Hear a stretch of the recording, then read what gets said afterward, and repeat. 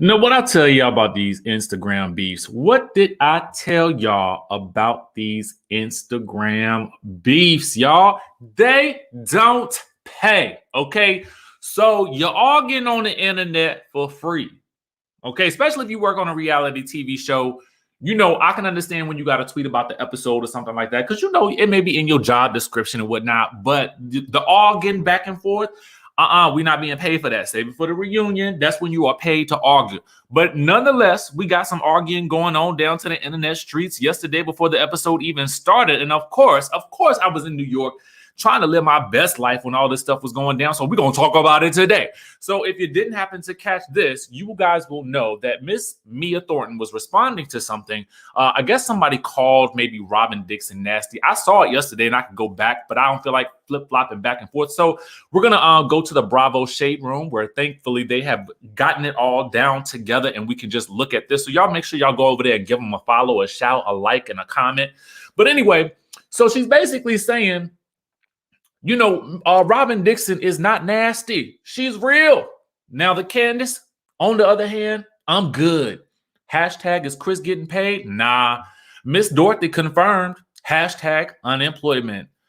Now, you know, Mia and Candiace has been kind of going back and forth a little bit. I mean, we've been getting some shade from Mia towards Candiace in the last couple of weeks, leading up to their big salad tossing showdown. Okay, so Candiace had this to say in return.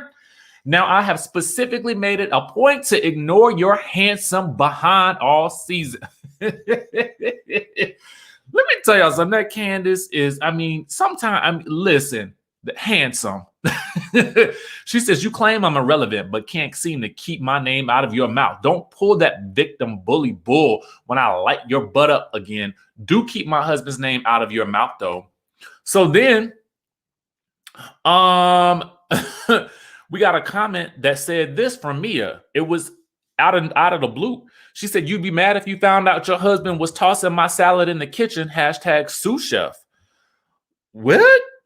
So then Chris Bassett jumped in and said, I mean, since I'm so integral this morning and on everyone's mind in tweets, not really my type. I prefer the au naturel, dark chocolate type of woman.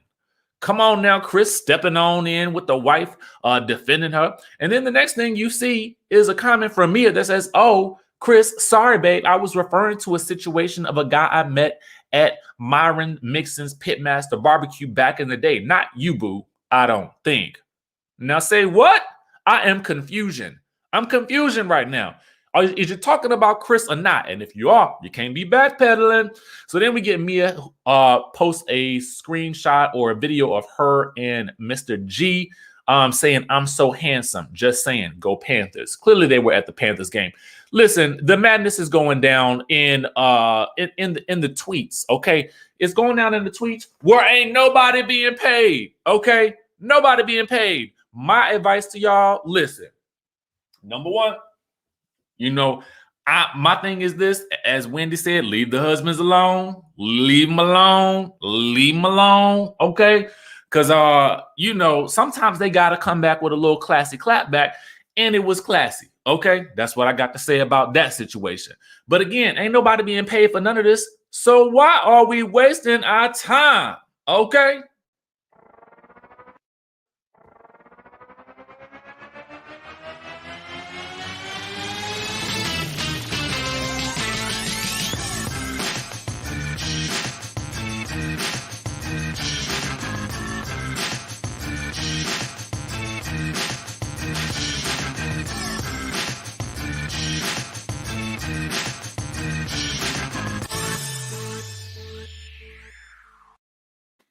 What's up, y'all? We're back on the scene with the Gangsta Lean. It's your boy DJ Richie Skye, Skye Squad. We are back in the building. We here to talk about Real Housewives of Potomac, season 6, episode 11. We getting into the meat and potatoes of the season, y'all. We finally getting up in there in the good gushy stuff of the season, and it looks like Mia versus Candiace is about to heat up, and we finally have some clue as to what started this whole situation in the beginning.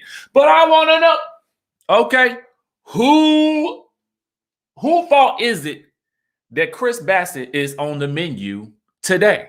And when I say somebody's on the menu, what I mean is that they are the character on the show who is going to be chopped, fried, and filleted, okay, and baked in this episode.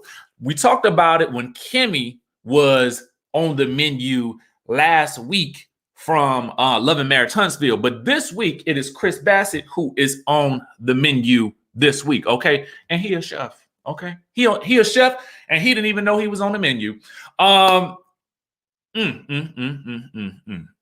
Whose fault is it? Whose fault is it that the cars didn't show up for the? You got a song called Drive Back, and the cars can't show up. Whose fault is it? Is it Chris's fault? Is it the team's fault? We're gonna discuss it though. We're gonna really discuss it, and we're gonna get into some things. Now, in the chatterization, I see y'all. Thank you so much for tuning into today's video. We definitely want to highlight anybody who wants to let us know where you guys are watching from. I see you. I just want to acknowledge you guys. I see you in the building. And I want you to, just feel free to drop your location down in that good chatterization if you feel so inclined to do so. Okay. With that being said, I also want to get into rating the episode, y'all. Let's rate the episode while you're letting us know where you are in the chatterization. Let's go ahead and do the rating of the episode. Now, for me, I'm going to give it a 9.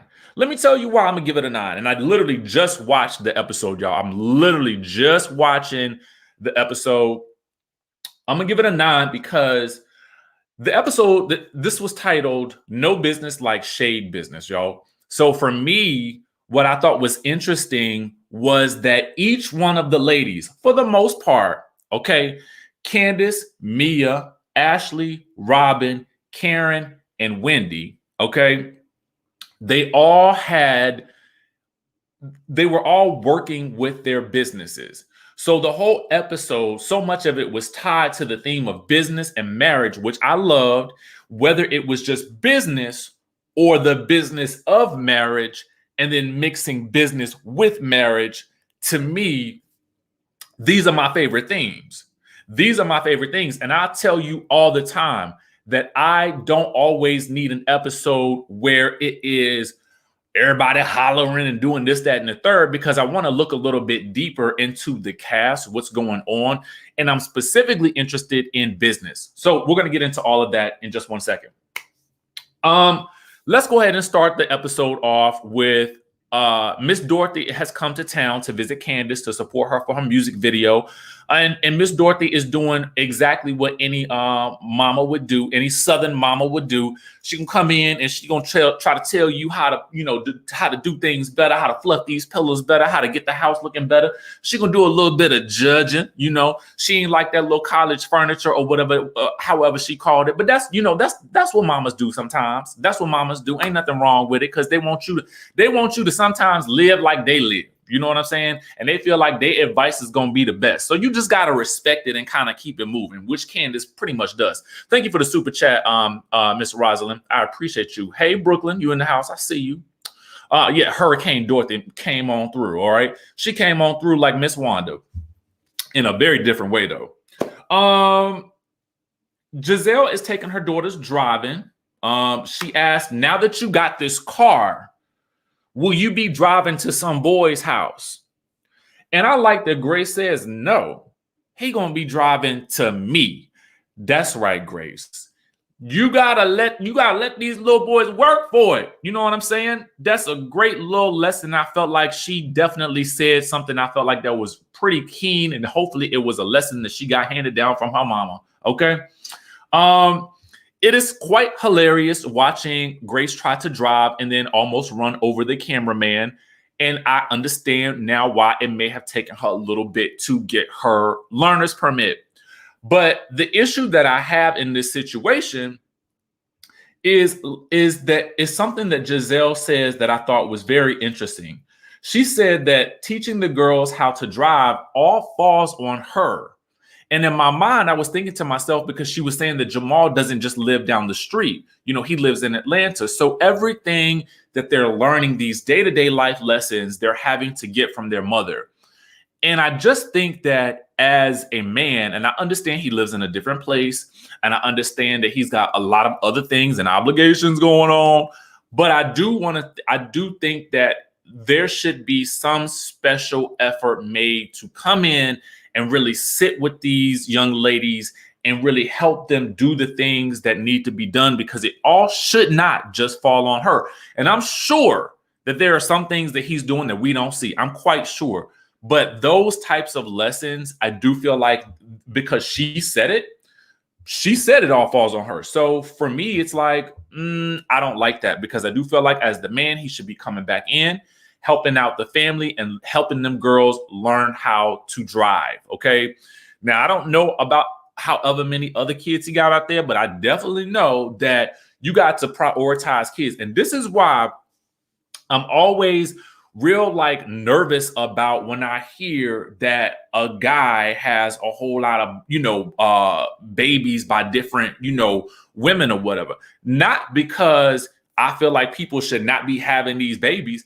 That ain't it. It's because how do you, as a parent, dedicate the time necessary to impart wisdom and life lessons to each individual child if you have so many of them? And that seems to be what we're seeing with this is a product of that exact thing that I'm talking about. So we have that going on. And again, this is why I like this episode so much, because there was so much that I feel I'm so passionate about as it relates to marriages and businesses and families and stuff like that. And that's why I rated this episode so high. We get into Mia. She's talking with G about owning the 14 franchises, but now she's taking on more of a leadership role. She calls her mom. She feels like they still got to do some more work to get together. And she describes her mom's relationship with her younger sister, who has several kids, as codependent, because the sister is single. I'm assuming the mom is single. And so I'm sure to a certain degree, it makes sense that they may be a little bit codependent, but I don't think that's necessarily a bad thing. I think it's bad if they can't live their own lives to their fullest degree. But, if it works, then it works. Mia then relates to G that she's going to the video shoot for Candiace, and that Chris is working as her manager. She reflects on her and G's own relationship and trying to work together. And she kind of makes a parallel to G and herself with Candiace and Chris, which I get the parallel, but it's actually a little bit different, right? True. G came into the situation having 14 franchises, and he essentially sort of maybe trained me, I'm assuming, or maybe she already had the experience because she mentioned the massage envies before, I guess maybe owning them. So bringing her into the franchise, if they were both trying to lead, that's a completely different situation from what's happening with Chris and Candiace, wherein as we will learn, Candiace is basically footing the bill for everything that's going on, and she's not necessarily bringing in a lot of income from what I can gather, as most independent artists don't. So if she's footing the bill, how is the management situation being divvied up and paid? Is he more along the volunteer, like I'm just making things happen?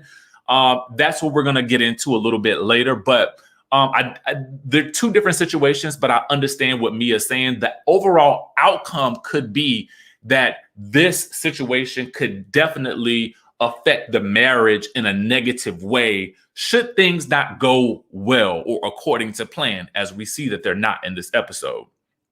Erica, thank you so much for the super chat. I appreciate you, boo. Karen is working on her 3-wick candle line, okay? She is working on her 3-wick candle line, and it just, it made me reflect on, my own candle line. Introducing the Skylight Candle. What's unique about this candle is that not only will it lighten up a dark room, it'll lighten up your entire world. Get your Skylight Candle today. Y'all know I had to throw that in there real quick. Y'all know I had to just throw it up in there real quick. But she's working on her 3-wick candle, and it's gonna be everything. You know what I'm saying?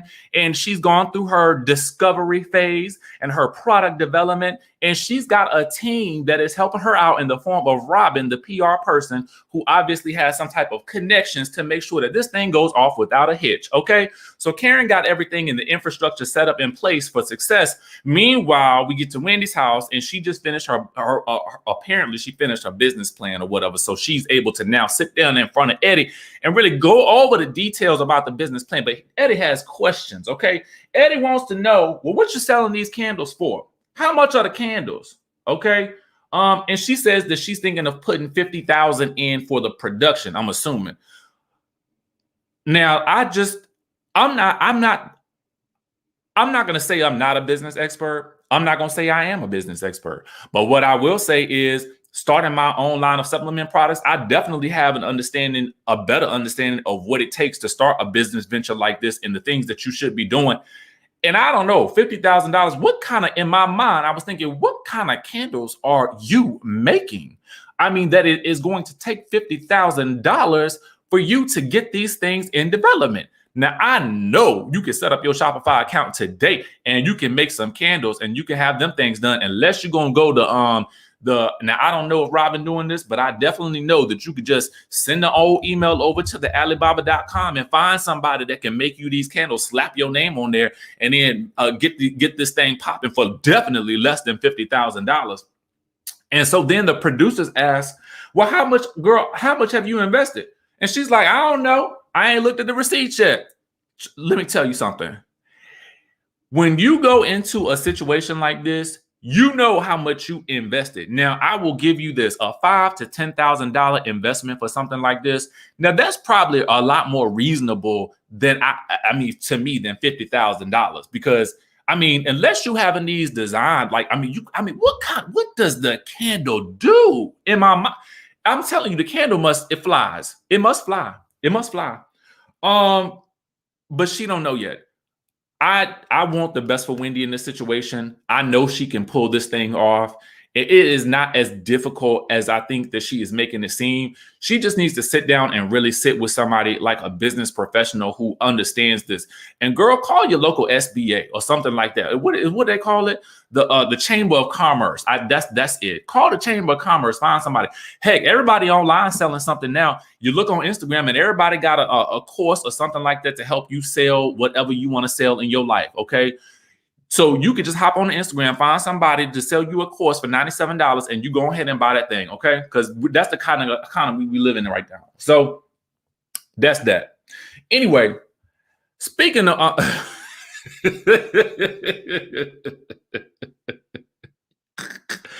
well, she can't talk to Robin right now because, they're not getting along. Let's get into Ashley. Speaking of business, Ashley goes to visit her family. She tells them that she announces that her uterus is kind of prolapsing or whatever that is. And I'm assuming that's some things are dropping. And Uncle Lump is looking uncomfortable, despite the fact that Ashley feels like she could say whatever she want to say. She can reveal whatever she want to reveal. Uncle Lump still looks a little bit uncomfortable. Because Uncle Lump is old school. And I don't know if Uncle Lump want to hear about these new school type things like that. And so anyway, they ask Ashley about the new nanny, and Ashley's like, oh my God, I'm so much more comfortable now with this attractive nanny. I just got to say this. The fact that the nanny is attractive is at the forefront of your mind is already an issue, okay? That tells me that there is still some lingering thought in your mind that because she is attractive, that your man is going to be attracted to her enough to go and do something because he has a history or a past incident where he has done something, in the past dealing with infidelity. So anyway, the fact is that she now, I feel like, has to talk it up. You know what I'm saying? Well, the nanny's attractive and Michael ain't touched her yet. That's what that conversation felt like to me. Okay. Like she got to talk them into it, understanding that we got an attractive nanny, but he holding on. He holding strong. Okay. He ain't gone there yet. And Uncle Lump is looking like, I don't trust him. Okay. I don't trust him. She tells the family, okay, because it's a bunch of them there, that Michael is wanting to leave the real estate industry and head into the movie business. Now, Uncle Lump is like, again, I feel like Uncle Lump is old school. And I feel the same way about Miss Dorothy as well, and which I feel like is lending Miss Dorothy to think the way that she thinks. But again, we're going to stay on Uncle Lump right now. And I'm sure y'all got relatives like this too. Trust and believe. We about to get into the realness of, our families, okay?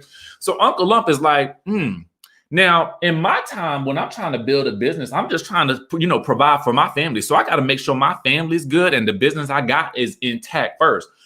Now, on the flip side of that, Michael is a 60-something-year-old. I'm assuming he's a millionaire. So I'm assuming he got a different handle on the way his business works and whatnot. So I feel like Uncle Lump, I get what he's saying because I understand it. I feel like that's how I grew up. You take care of one thing, you make sure everything's good. You got the budget down, your family come first. But Michael, he the businessman, and he gonna now bring Ashley in on the business. And hold up. Ashley might be able to star in a movie too. So it's about to work out. But then they like, well, hold on, Ashley. Remember, when y'all had that Oz restaurant, and y'all was selling the kangaroo,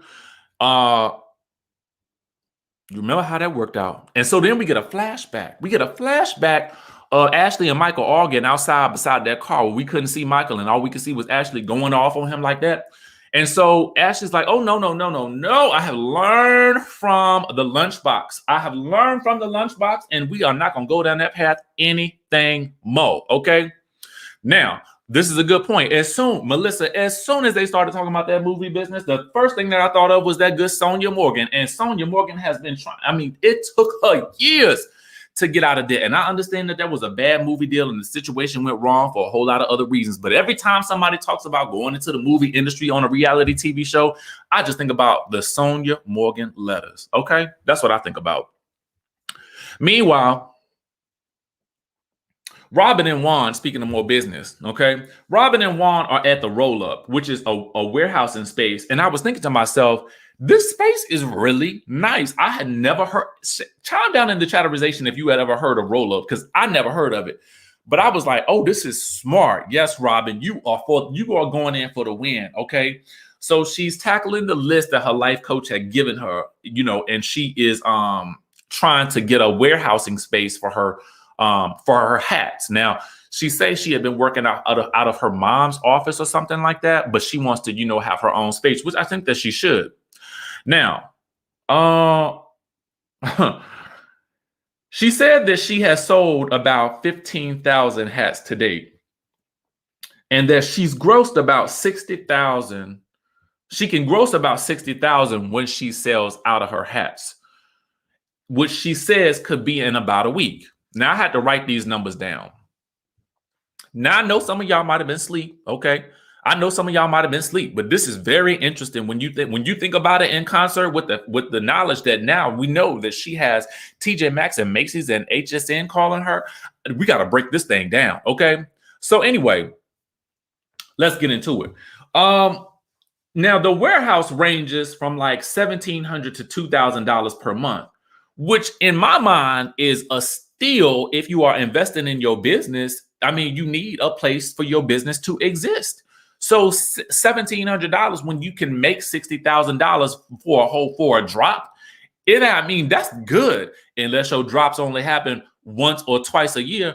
In that case, you need to start upping your production, and you could definitely up your production if you start taking these calls from TJ Maxx, HSN, and Macy's. Okay.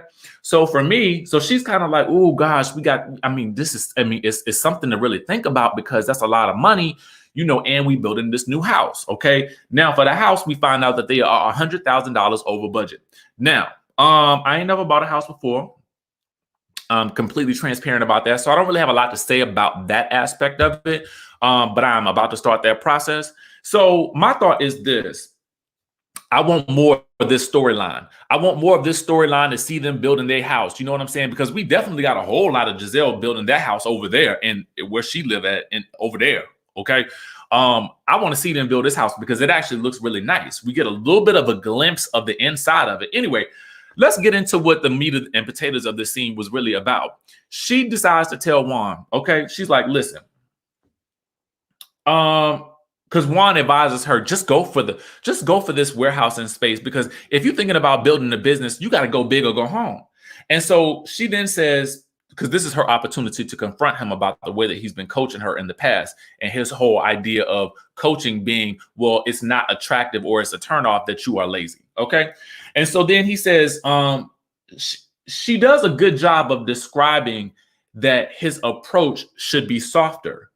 And then he says something to me that was a little bit problematic, but y'all might not find it problematic, but I did.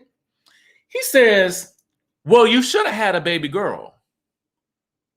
And I felt like they took it as a joke in that moment. And she's like, and then you be softer? And then she laughs. And he says, well, instead you had 2 boys. Now, the connotation here, because let's go ahead and read into it as realistic adults, is that you had 2 boys, so I have to raise the 2 boys in a much sterner fashion. And so because I'm raising them in a much more stern fashion, that also bleeds into how I talk to you.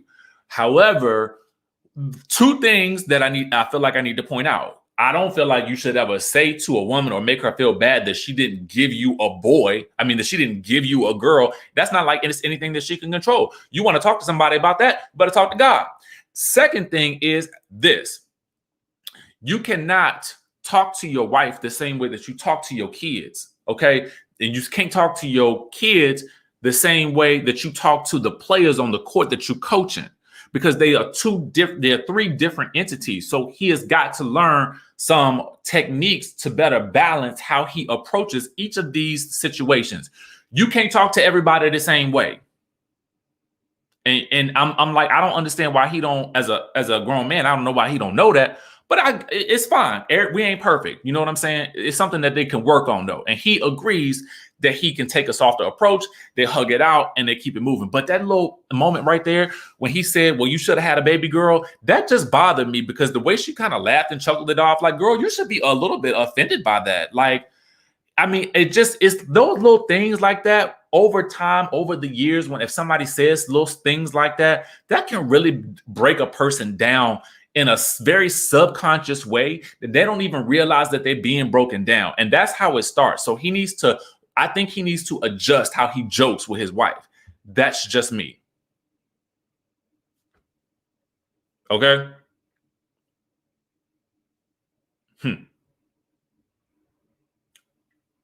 Bloop. So there's that. And you guys made some good points. So Candiace is heading into dance rehearsals with EJ and the dancers.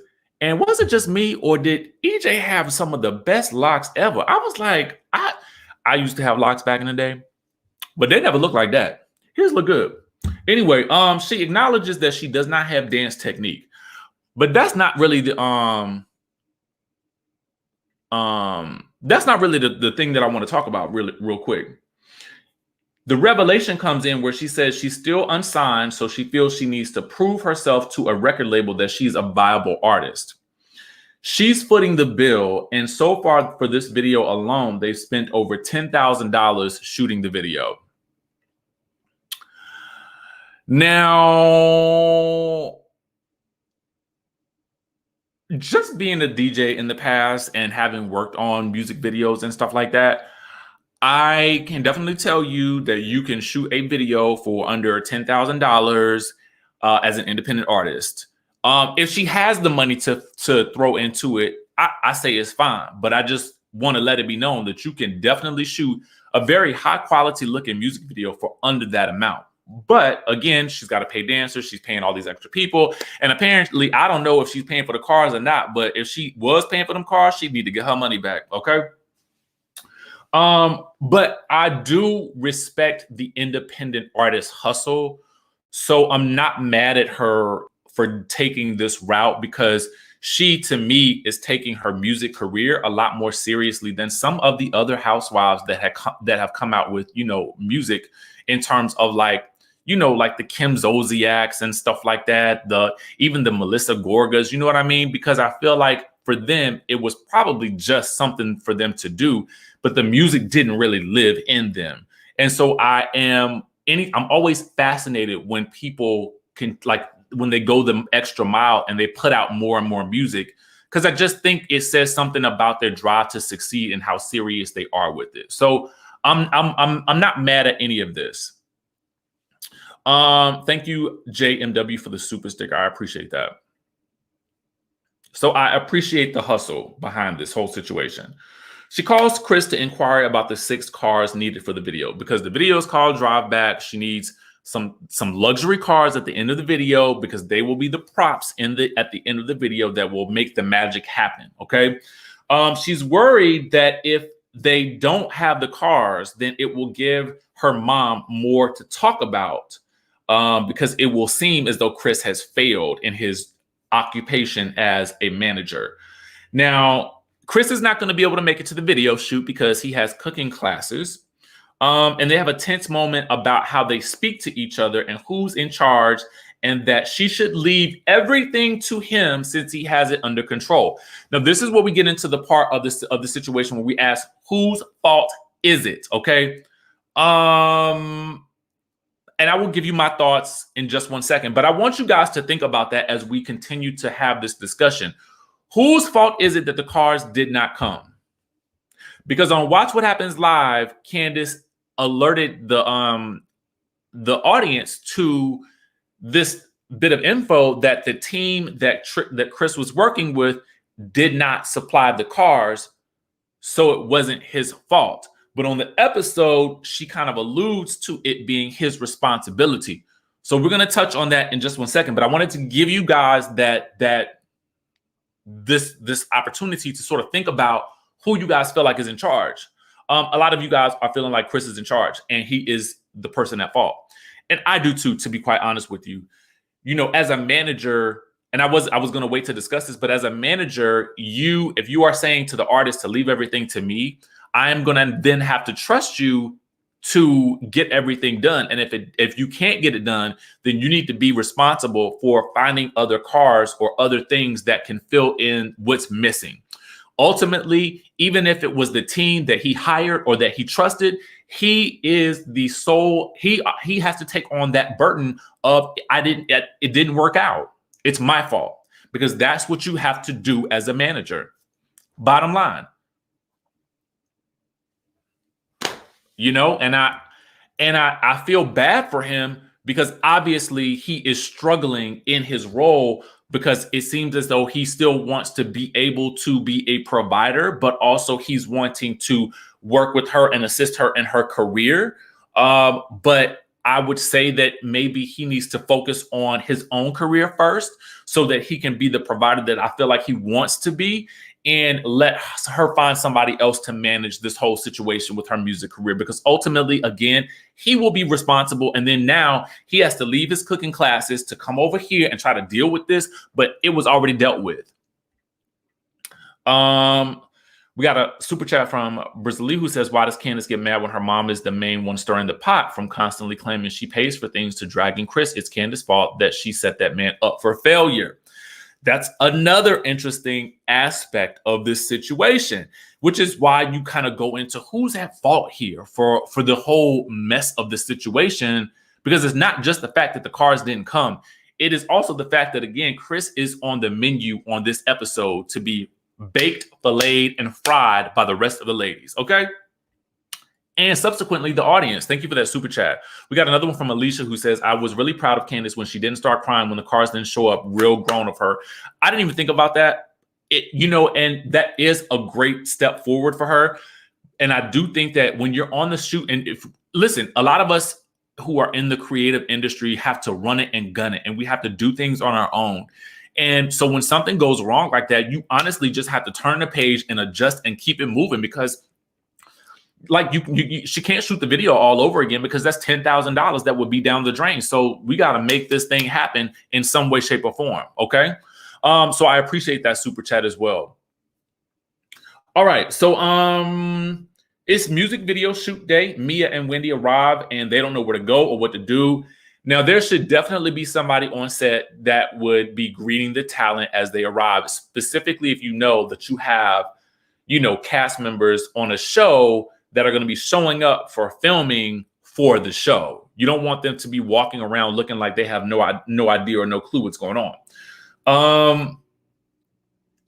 Giselle arrives in her hater blockers, and Candiace is not there either. Miss Dorothy arrives, and Mia immediately compliments her, but then immediately asks for Miss Dorothy, ask how old Miss Dorothy is, because she just looks so good. Girl, how old are you? Oh, Mia, no. Mia, you should know better, okay? And being from North Carolina, I just got to say, Mia, you got to know. That's not how we do it in the South, okay? Now, this ain't no disrespect to no other place in the country, but I know definitely in the South, you don't ever ask nobody's mama they age, okay? Even if you complimenting them, because it's gonna one, put them on the spot, and number two, they don't believe in even talking about their age. So not only did you put her on the spot on national TV, but she ain't gonna talk to you about it, okay? Like, so it was like, Mia, no.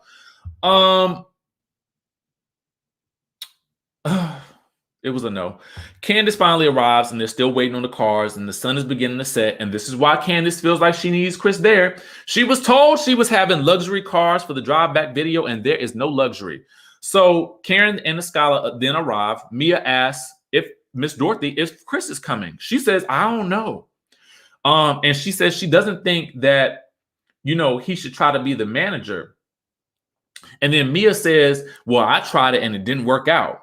So Wendy and Escala are over to the side like, no, girl, don't mess with people's families. Meanwhile, we've learned for certain that the cars ain't coming, and Candiace is running around asking to use Mia's cars. I mean, to use people's cars, not Mia's car.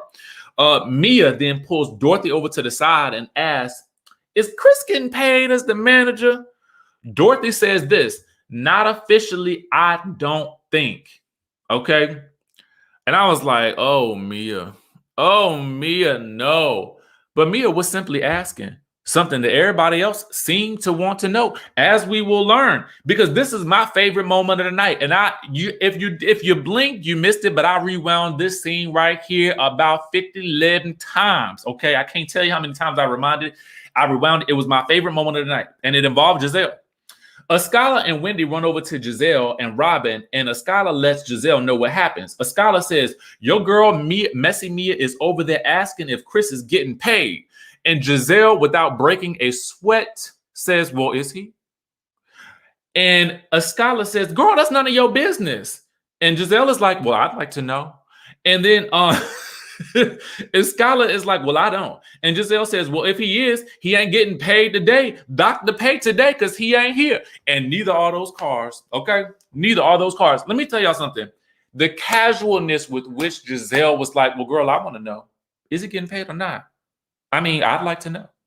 It was just the way she said it. I could not stop I had to keep rewinding it because I was like, Giselle is so messy and it's just so casual. It just rolled off her tongue. But that's not all, because Robin admits that she too wanted to know. But she only admitted this in her confessional. She says, but she felt like it wasn't Mia's place to ask Miss Dorothy because they had just met. And yes, Mia was definitely being messy, even if she was going to try to say that she was, on the side of Miss Dorothy in that the husband and the wife shouldn't be working together like that. But I also feel like it was a messy question. But it was a messy question that somebody was going to have to ask because everybody else wanted to know. Okay.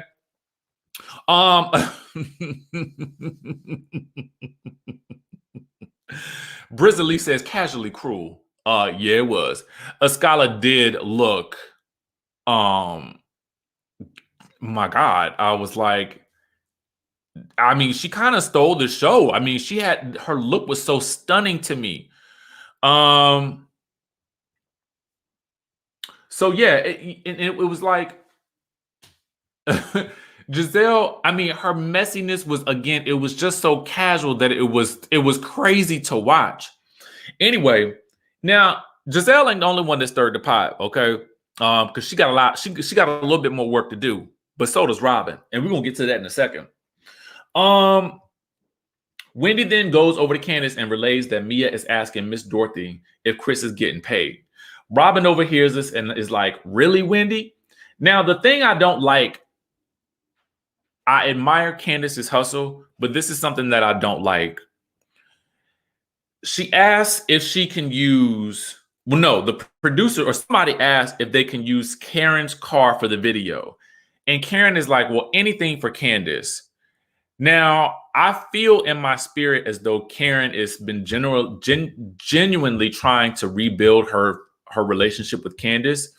And I also feel like Candiace genuinely can't get over the fact that Karen did not forsake her friendship with Monique for Candiace in that moment. And I feel like Candiace is still holding on to that. So it bothers me that Karen was so willing to give her car and loan it for the video, but that Candiace in interviews is still kind of shading Karen at every point. Because it's clear to me that Karen, I feel like, probably just loved both of them and did not want to have to take a side in that situation, as she has been, as is her right to not have to take a side. Her goal, as they are both her friends, was really, or should really, just to be there for both of them and not take a side. That's just my thought about it. We also learned, we learned that Chris is on the way. Because he didn't learn that the car is not coming. So I'm assuming he got to come and figure some things out. Now, Miss Dorothy then whispers to Karen. She says, I didn't expect him to quit his job after he got married and become a house husband. And Karen is like, oh, girl, no, not right now. The camera's on. The mic is on. You cannot be saying this right now. And so then Miss Dorothy says, I know we're mic'd. Okay. And Karen is like, he quit his job. And Miss Dorothy says, well, the restaurant closed. And then she says she wants him to move on up, refine himself. And Karen is like, oh, girl, no, not at your daughter's music video shoot. Now, I have to add this special insert in here right now because it is very relevant. And I want to say a special shout out to Scorpio Woman for alerting me to this on the Reality TV Sources page. Chris Bassett did come out and defense of himself. And what I like is that he's, even in as he's making his commentary, he's not necessarily coming at any of the women in a very negative fashion. The clapbacks are kind of on the classy route. He says, move up, refine myself, trying to recall a time that I have ever had a conversation with my mother-in-law about my financial status and bank records or life experiences, but please speak on it. # Real Housewives of Potomac. Okay. So it sounds like he didn't really appreciate that. And that's that. Now, continuing on. Chris, as they start filming, Chris rolls up in his apron looking really annoyed. And Candiace can see him out the corner of her eye, but she's like, he better not come over here right now and destroy my peace. And he also knows better than to go over there right now and destroy her peace as well. So he's sitting over there off to the side, fuming. Okay. Miss Dorothy has a moment now with Robin and Giselle. After one of them asked if he didn't want, I think it was Giselle that said he didn't want to take his apron off. And then Dorothy says, well, he was at the house cooking.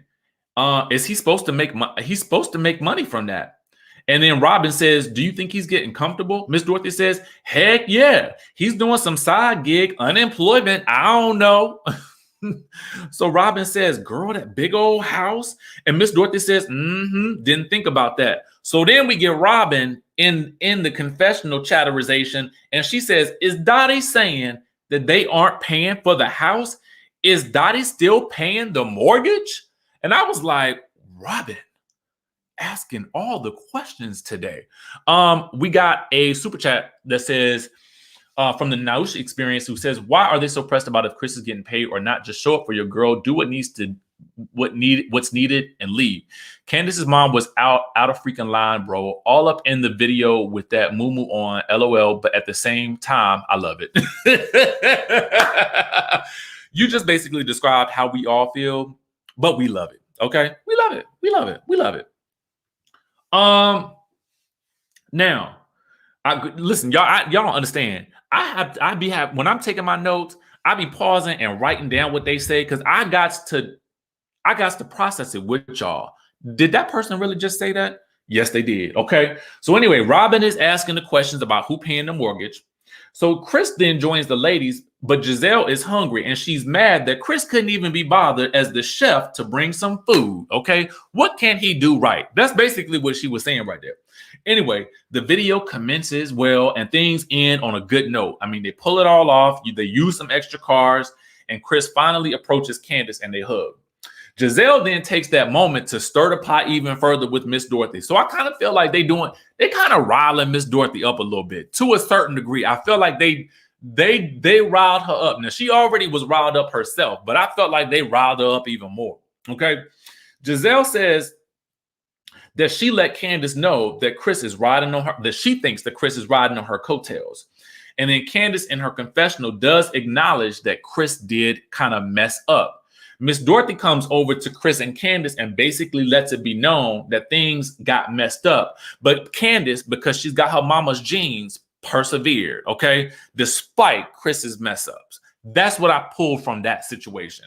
JMW says Chris can thank his wife. She's putting her marriage in a state that might never repair. Hire a manager. Absolutely. I definitely agree with you on that one.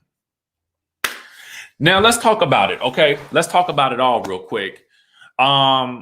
Just to kind of close things out. I told you guys months ago, okay? And other people have probably said this as well. If you are an observer of the show, then you will know one of the things is that the husbands are not off the menu. The husbands are clearly fair game on this show, according to Giselle. And I also said to you guys, it was that Wendy and Candiace better watch out because they are going to be next. Okay. I said that. And I'm sure there are plenty of other people who have said it as well. Tried to warn them. Okay. So now it is Chris's turn to be on the menu. All right. And as we knew it would happen, it's happening. It's here. And everybody played a part in this situation. It wasn't just Mia. She did ask some questions that were definitely on the messy side, but it wasn't just her. It was also Robin stirring the pot a little bit. It was Giselle stirring the pot a little bit.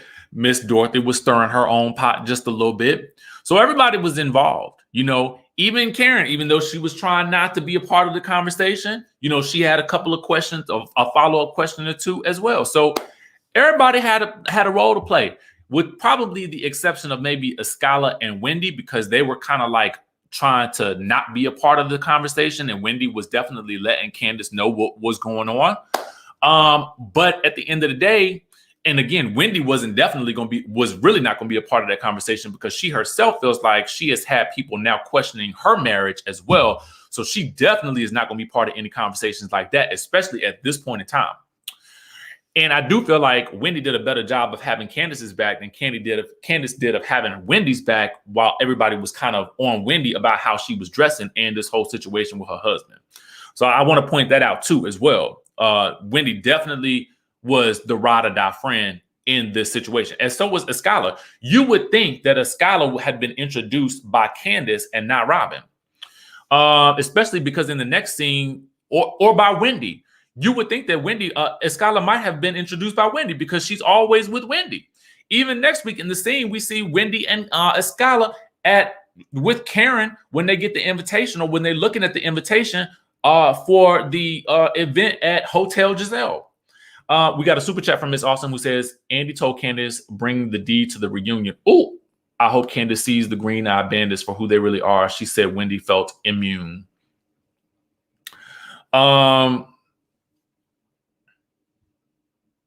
Yeah, so it was very interesting. And I will say this, and to, you know, kind of close it out, you know, clearly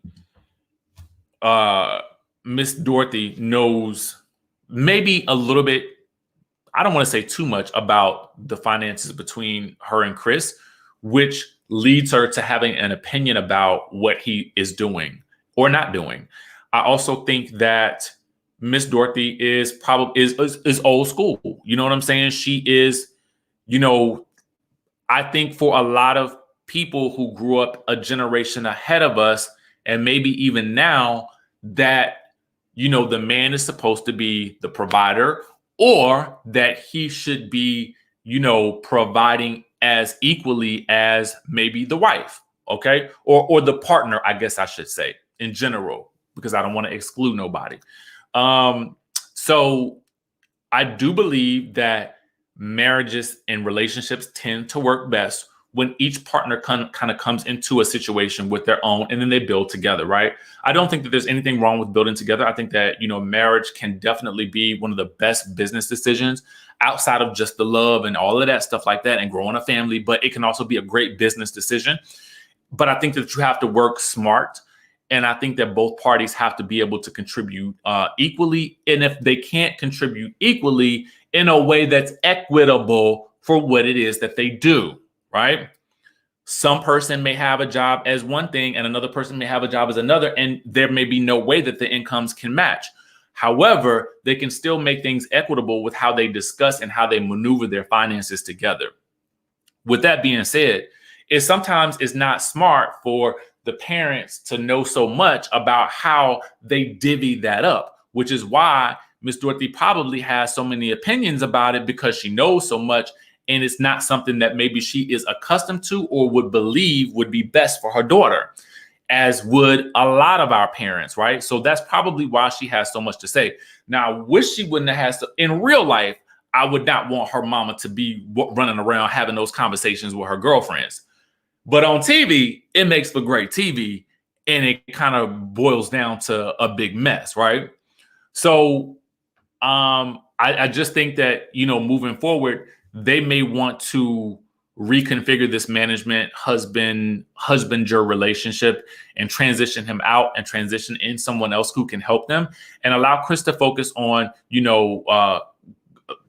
cooking, doing whatever, classes he's doing, meal prep. During the pandemic, I think meal prep in my mind would have probably grown, because people are working from home and probably maybe not even wanting to cook. I know that's when I started using meal prep, was because I didn't want to be cooking. I wanted to be spending my time working. But that's another story for another day. Thank you so much. Thank you so much, Mountain Kitty. I just think that it's a situation where we definitely shouldn't mix those types of roles in a marriage, because it's just going to lead to the women in the group who are used to, partners who probably bring in a lot of income. They're going to look down on him because they're going to think that he's not up to par. And that's why Giselle would say he's riding on your coattails. And maybe they have a different type of relationship. But I also think it just opens him up to that type of scrutiny. And I don't want that for him. And so I think he needs to do something else. They drive me crazy too, but that's why we watch. Amelia, thank you, Joyce, for the super chat as well. Amelia says, no, Miss Dorothy has a big ego. She likes to show that no one can provide for Candiace like she can. She's problematic AF, and I don't like her. I mean, listen, I think that there may be some truth to, Miss Dorothy's ego, but I think she also probably feels like, I've worked and I've made my millions. And so I know, this is how it should go. But I definitely feel like she probably knows a little bit too much about that financial situation. So it allows her the opportunity to comment on it in a way that is unflattering to Chris and Candiace. That's what I think. I thought this episode was so fascinating. It may not have been full of cat fighting or anything like that, but it was so many little moments that if you caught them, you're like, oh my God, like it was juicy. So definitely, if you get an opportunity, go back and watch. Go back and rewatch it. And I think hopefully now with some of the things that we've talked about, you can kind of look back at the situation and kind of come to some other conclusions about it that maybe we missed earlier. I think I'm going to watch it again. I got to go watch Salt Lake City now, because at 2 p.m., me and Adam will definitely be jumping on live to talk about it. So make sure you guys come back for that at 2 p.m. Tish P with the super chat says, they always have something to say about the husbands. Either they're a sugar daddy or a leech. Exactly. Thank you, Tish.